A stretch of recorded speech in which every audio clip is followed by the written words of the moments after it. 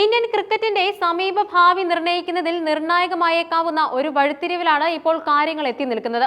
ടീമിലെ രണ്ട് ഇതിഹാസ താരങ്ങളായ വിരാട് കോഹ്ലിയുടെയും രോഹിത് ശർമ്മയുടെയും കരിയർ ഭാവിയെക്കുറിച്ച് ചർച്ച ചെയ്യാൻ BCCI അടിയന്തര യോഗം വിളിച്ചു ചേർത്തതാണ് കായിക ലോകത്തെ ഏറ്റവും പുതിയ ചർച്ചാ വിഷയം.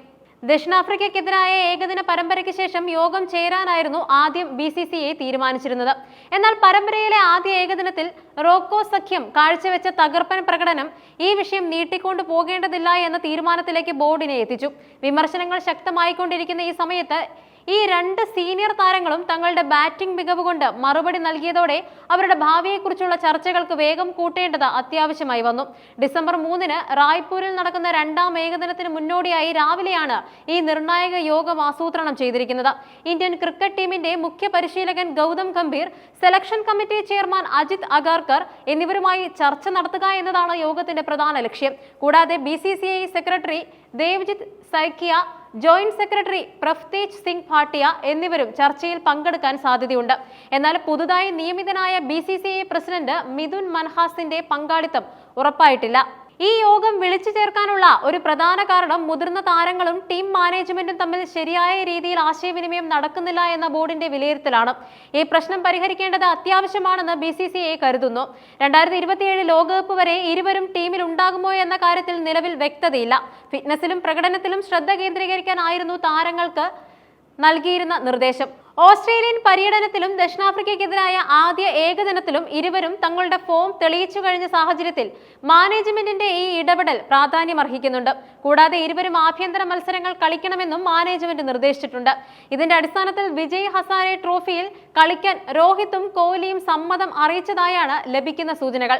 എന്നാൽ കോഹ്ലി തന്റെ ടെസ്റ്റ് വിരമിക്കൽ തീരുമാനം പിൻവലിക്കണമെന്ന് BCCI ആവശ്യപ്പെട്ടതായുള്ള അഭ്യൂഹങ്ങൾ അദ്ദേഹം തന്നെ ആദ്യ ഏകദിനത്തിന് ശേഷം നിഷേധിച്ചിരുന്നു. ഏകദിന ക്രിക്കറ്റിൽ ഏറ്റവും മനോഹരമായ കാഴ്ചകളിലൊന്നാണ് ഭാരങ്ങൾ ഏതുമില്ലാതെ ടെൻഷൻ ഫ്രീ ആയി ബാറ്റ് ചെയ്യുന്ന രോഹിത് ശർമ്മ വിരാട് കോഹ്ലി സഖ്യം. ഓസ്ട്രേലിയക്കെതിരായ പരമ്പരയിലെ സിഡ്നി ഏകദിനവും ദക്ഷിണാഫ്രിക്കയ്ക്കെതിരായ ആദ്യ ഏകദിനവും ഈ വസ്തുത അടിവരയിട്ട് ഉറപ്പിക്കുന്നുമുണ്ട്. ഏകദിന മത്സരത്തിൽ ഏറ്റവും കൂടുതൽ സെഞ്ചുറി കൂട്ടുകെട്ടിൽ രണ്ടാം സ്ഥാനം കഴിഞ്ഞ ദിവസത്തെ മത്സരത്തോടെ റോക്കോ സഖ്യം സ്വന്തമാക്കി. 26 സെഞ്ചുറി കൂട്ടുകെട്ടുള്ള സച്ചിൻ ഗാംഗുലി സഖ്യം മാത്രമാണ് ഇവർക്ക് മുന്നിലുള്ളത്. അന്താരാഷ്ട്ര മത്സരങ്ങളിൽ ഏറ്റവും കൂടുതൽ ഒരുമിച്ച് കളിച്ച ഇന്ത്യൻ റെക്കോർഡും ഈ കൂട്ടുകെട്ട് സ്വന്തമാക്കി. സച്ചിൻ ടെണ്ടുൽക്കറും രാഹുൽ ദ്രാവിഡും ഒരുമിച്ച് കളിച്ച 391 മത്സരങ്ങളുടെ റെക്കോർഡാണ് ഇവർ മറികടന്നത്. ദക്ഷിണാഫ്രിക്കയ്ക്കെതിരെ ആദ്യ ഏകദിനത്തിൽ തന്റെ 52ാം ഏകദിന സെഞ്ചുറി നേടിയ വിരാട് കോഹ്ലി ഒരുപിടി റെക്കോർഡുകളും സ്വന്തമാക്കി. 120 പന്തിൽ 135 റൺസാണ് അദ്ദേഹം നേടിയത്. ഈ അന്താരാഷ്ട്ര ക്രിക്കറ്റിൽ കോഹ്ലിയുടെ 83ാം സെഞ്ചുറിയാണ്. സച്ചിൻ ടെണ്ടുൽക്കർക്ക് പിന്നിൽ സെഞ്ചുറി വേട്ടയിൽ രണ്ടാം സ്ഥാനത്ത് കോഹ്ലിയുണ്ട്. ഒറ്റ ഫോർമാറ്റിൽ ഏറ്റവും കൂടുതൽ സെഞ്ചുറി എന്ന സച്ചിന്റെ റെക്കോർഡും കോഹ്ലി തകർത്തു. ദക്ഷിണാഫ്രിക്കയ്ക്കെതിരെ ഏകദിനത്തിൽ ഏറ്റവും കൂടുതൽ സെഞ്ചുറി എന്ന നേട്ടവും കോഹ്ലി സ്വന്തമാക്കി.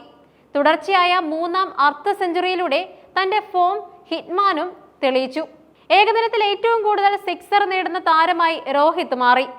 അന്താരാഷ്ട്ര ക്രിക്കറ്റിൽ 20,000 റൺസ് തികയ്ക്കുന്ന 4ാമത്തെ ഇന്ത്യൻ താരമെന്ന റെക്കോർഡ് രോഹിത്തിനെ കാത്തിരിക്കുന്നുണ്ട്. 502 മത്സരങ്ങളിൽ നിന്നും 19,957 റൺസാണ് രോഹിത് ഇതുവരെ നേടിയിട്ടുള്ളത്. 41 റൺസ് കൂടി നേടിയാൽ അദ്ദേഹം ഈ നേട്ടം കൈവരിക്കും. സച്ചിൻ, കോഹ്ലി, ദ്രാവിഡ് എന്നിവരാണ് ഈ നേട്ടത്തിൽ മുൻപ് എത്തിയ ഇന്ത്യൻ താരങ്ങൾ.